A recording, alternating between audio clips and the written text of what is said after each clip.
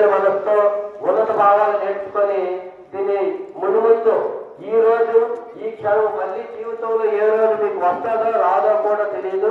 వస్తే చాలా అదృష్టం, రాకపోతే ఇదే అదృష్టంగా భావించి జీవితాంతము ఈ అదృష్టాన్ని ఈ యొక్క మంచిగా ఈ యొక్క ప్రవచన యొక్క గొప్పతనాన్ని మీరు జీవితాంతం మీ జీవితానికి ఉపయోగపడే స్థితిలో దీన్ని మలుచుకొని ఉన్నతమైన స్థానానికి వెళ్తారని, ఇటువంటి గొప్ప స్వామీజీ యొక్క ప్రవచనాల్ని అందరూ దృష్టిలో మనసులో పెట్టుకొని ఉన్నతంగా ప్రవర్తిస్తారని, ఈ ముందే 1 గంట, గంటన్నర, 2 గంటల సమయాన్ని మీరు చాలా ఉన్నతంగా కేటాయించి ఈ కార్యక్రమాన్ని దిగ్విజయంగా పూర్తి చేసి స్వామివారికి ఇక్కడి నుంచే మన ఆహ్వానాన్ని ఇచ్చి ఈ 10-15 రోజులు పలానా స్కూల్కి మొదటి ప్రాంతంలో స్టార్ట్ చేశాను, నా యొక్క మొత్త కార్యక్రమం కూడా ఉన్నతంగా జరిగింది అని స్వామీజీ మన బొబ్బు నుంచి మనం తిరిగి వెళ్ళేటప్పుడు ఈ రోజు ఎంత మంచి మనసుతో మంచి స్వభావంతో వచ్చారో అంతకంట మంచిగా జరిగింది, ఉన్నతంగా జరిగిందని, అంతకంటే మంచి మనసుతో ఉన్నతంగా సంతోషంగా వెళ్ళేటట్టుగా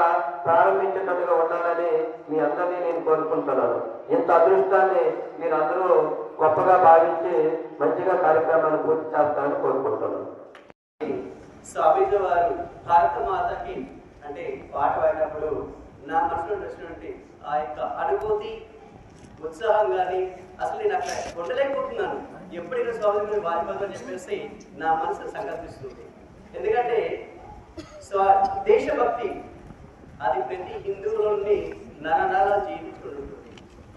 నాకు స్వామి చెప్పినట్టుగా నేను డిగ్రీ పూర్తి చేసిన తర్వాత హైదరాబాద్ మా దగ్గర వెళ్ళడం జరిగింది. నేను ఏదో ఒక కర్మాగారంలోనూ ఎక్కడో చేయకుండా సరస్వతి విద్యా పరిషత్ అంటే సరస్వతి విద్యాపీఠం, సరస్వతి శిశు మందిర్ ఈ యొక్క దేశభక్తిని, హిందూ సాంప్రదాయాన్ని పెంపుదల కోసం కృషి చేసినటువంటి సంస్థ ఆర్ఎస్ఎస్ కోణంలో.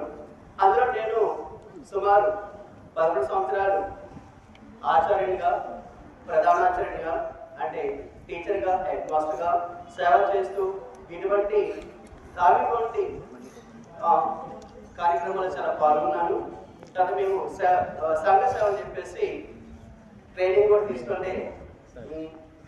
తీసుకున్నాము. అనేటువంటి కార్యక్రమాలు పాల్గొన్నాను. అంటే అందులో సేవ చేశాను. ఎప్పుడైనా సరే నాకు ఎక్కడైనా కార్యక్రమం జరగానే ఓయంతా మన హిందువులు మన వాళ్ళ ఆత్మ బంధువులు అంటే నాకు అభిప్రాయం కలుగుతుంది. అయితే తర్వాత వచ్చిన తర్వాత కొద్దిసేపు అనుకుంటున్నాను, ఇది కొద్దిలోపు విరామం కలిగింది. తర్వాత వివాహము, పిల్లలు, ఉద్యోగం బాగా పెరిగాయి.